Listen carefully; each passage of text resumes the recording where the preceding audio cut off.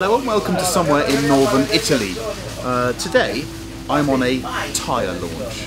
Now I don't normally do tyre launches, in fact I hate the bloody things, but I received an invitation from Pirelli. Okay, the invitation said, come to Italy and try our new tyre for historic racing and rally cars, mainly rally cars, called the P7 Corsa Classic. And I read that and thought, I've got no interest in that at all, I can't sell it, I can't do a video on it because JF will kill me because it's not actually my normal job, I'm supposed to review cars, not tyres. And then I found out what the itinerary was. There is no chance to test the tyre myself. However, Pirelli was going to lay on a Delta S4, a 037, a Stratos, and, would you believe it, Markku Alen and Juha Kankkunen. As you can see behind me, Mr. Alen is just chilling down now, having a cup of coffee. This is the most extraordinary product launch I've ever been on. Only the Italians could launch a product where you don't get to test the product yourself, but you come anyway because they lay on heroes and hero cars. So this is my day in 3 of my favourite motor cars ever made and 2 of my driving heroes. Should be quite good.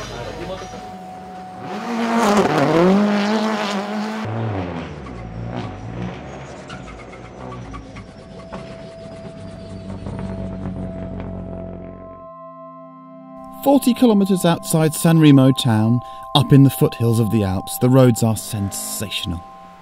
This is the first time the P7 Corsa Classic has been used in public. It's really Pirelli trying to claw back its own territory with a new construction, 2 new compounds, but retaining that classic asymmetrical tread pattern.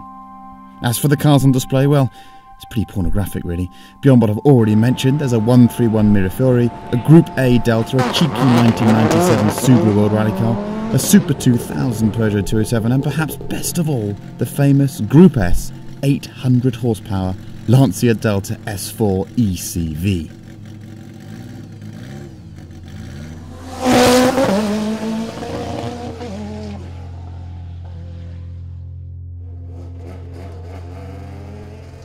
Right, I'm about to take a ride in the Lancia Stratos with Markku Alen. Now, I've never been in a Stratos before. I've never met Markku Alen before. Both are heroes to me. Probably Markku more than the car. So it's not often I don't drive cars. I don't like sitting in the passenger seat, but sometimes there's no point in doing something yourself if there's someone around who can do it so much better than you.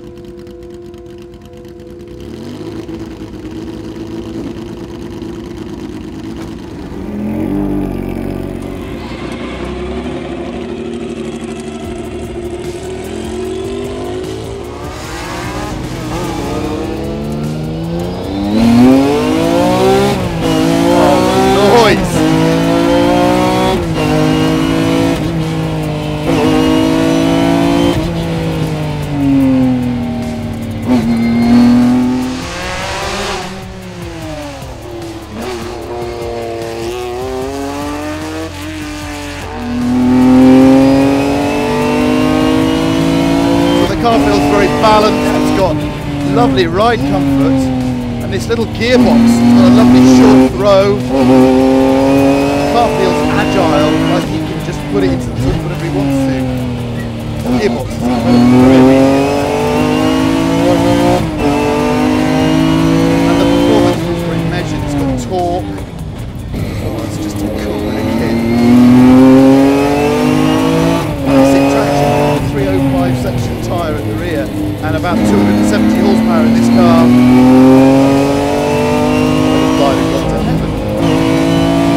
San Remo stage. Markku Alen.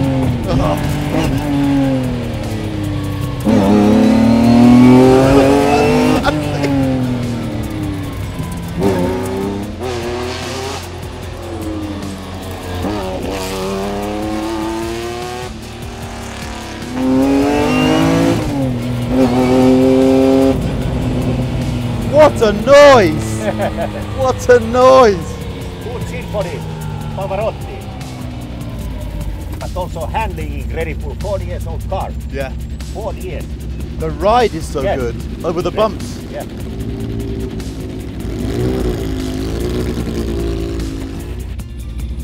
But no power steering, you see.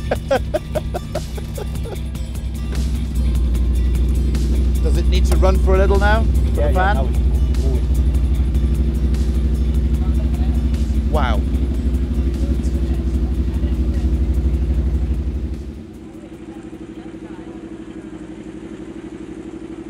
So, for me sitting in the passenger seat, the two things I found remarkable were the car is very supple over the bumps, and it seemed quite easy to drive. Very, and I don't want to we will go slowly, but Yeah. anyway, easy. But maybe now I don't know in suspension, maybe it's completely new shock absorber this car. But anyway, fantastic to drive today, and maybe big help in Pirelli tires also. I feel it is very safety and move, everything, braking point, traction, everything going so well, so easy to drive when you see. When did you first drive one of these? In here in San Remo something 78, yeah. I am in all the time, in 131, and I say now it's time I go to Stratos. When you drove the car, particularly on gravel, how much slip angle could you use? Not so much? Not so, that's important. At that time is you're not having handbrake, like in today boys is doing a lot of handbrake. Yeah. We are in only braking or accelerating. Yeah. Two possibilities. If something happen, you try to 360, or you try to really turning corners, and I hope everything going well, but in no handbrake this car. Thank you. Thank you. What a legend. What a legend. Next up, 4 times World Rally Champion Juha Kankkunen in a Lancia Delta S4. On reflection, that's quite a good thing to say.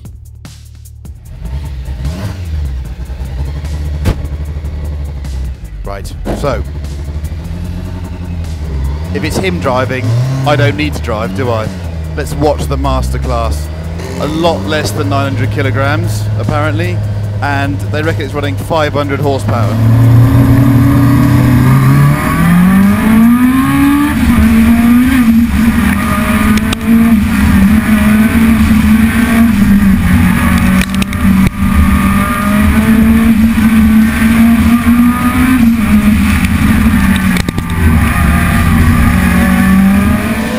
Dear God.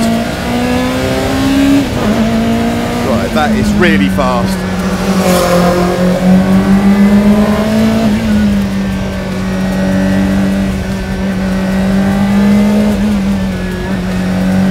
It's just got so much torque.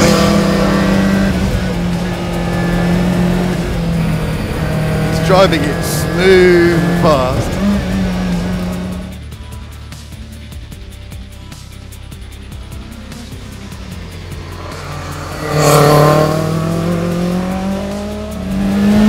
There, it just takes off.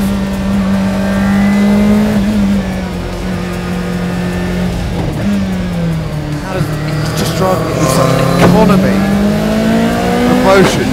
And the motor starts out with loads of torque, and then it just carries on going. The supercharger brings it up, and then the turbo takes over. It's fast. And actually feels quite neutral. It's not understeering the way I thought it would. It's the feeling that the engine kind of controls the experience. You don't actually sustain momentum, you basically blitz it between the corners and get it through the apex. That's extraordinary.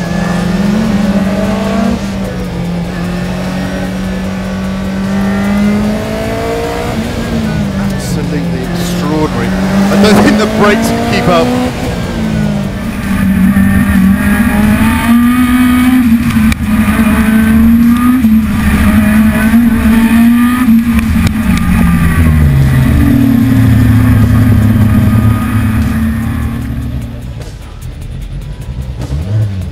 What a car. Thank you. Yeah. So the engine is just incredible. Wow. What an engine. What an engine. Your face speak. Oh, it's the engine. I just... Unbelievable. It's the torque and then the power. Yeah. And it's seamless. You don't even know. You have the torque, like that car, like the Volumex beginning, but then when the turbo comes together, Yeah, it's amazing. It's amazing engine. It's a good engine. Do you think you could have been quicker in one of these than the Peugeot? You never know. I never drove these, but the Peugeot was good car anyway. Yeah. And maybe the Peugeot had an easier handling, do you Yes, think? much easier driving. Yeah. Was more like a go-kart. Very easy car to drive. And this car, you find that you have to just slow the car, get it turned, that's you have and to then do. power. Yeah, Peugeot you could even throw it a little bit sideways and play more with the car than this one. It was very, very easy. Smaller road you had, faster the Peugeot was. Yeah. Yeah. Thank you very much. Thank Dream you. come true. Thank you. The most extreme interpretation of the Group B regulations, the supercharged, turbocharged, four-wheel drive Delta S4. And now its older brother, the two-wheel drive 320 horsepower 037, a few metal pipes, a supercharger, two-wheel drive, and that noise. So, here with Paolo Andreucci in a Lancia 037, another dream come true, the third so far today for me. This man next to me is a 6-time Italian champion. 6 times! For me, the 037 is a very special car because it's one of the few cars that covers both bases in that it is a supercar designed to go rallying, but it's rear-wheel drive.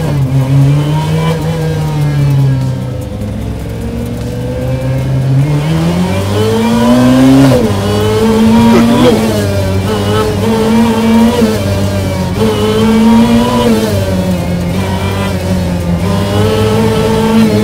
Yeah, that's quite alarming actually. I'm not going to talk about the car, I'm just going to pray.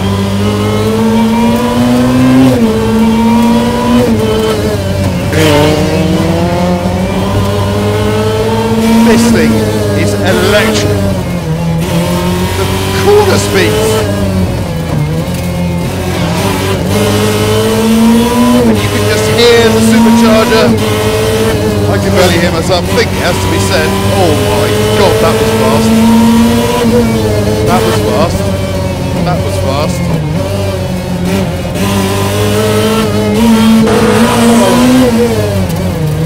Yes, yes, yeah. What a car! What a car! The balance! That's okay. The faster change of direction is okay. Yeah.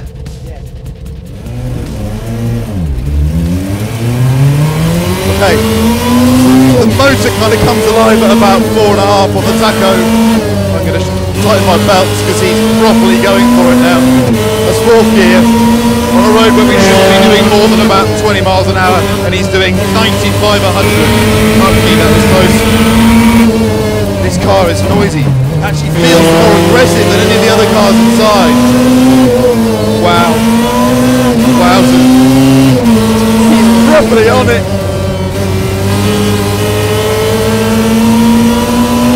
5th gear. You shouldn't be in 5th gear there. That shouldn't be possible. Bit of oversteer on the exit there. Bit of oversteer there. Oh. Oh yes. Oh yes. And that is why I'm not a rally driver.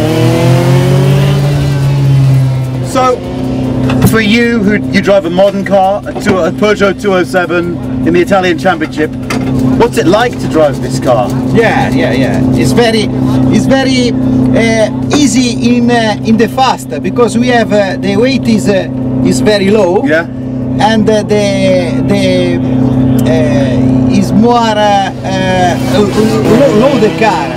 In the fast change direction is more precise. Is it? Yes, because the weight is important. With these tyres, it has a lot of grip as well. Yeah, it's very good. It's very good. You're tire. just another gear, another gear, another gear, another gear. Yeah. That was fantastic. Thank you mate. very much. Man. Thank you.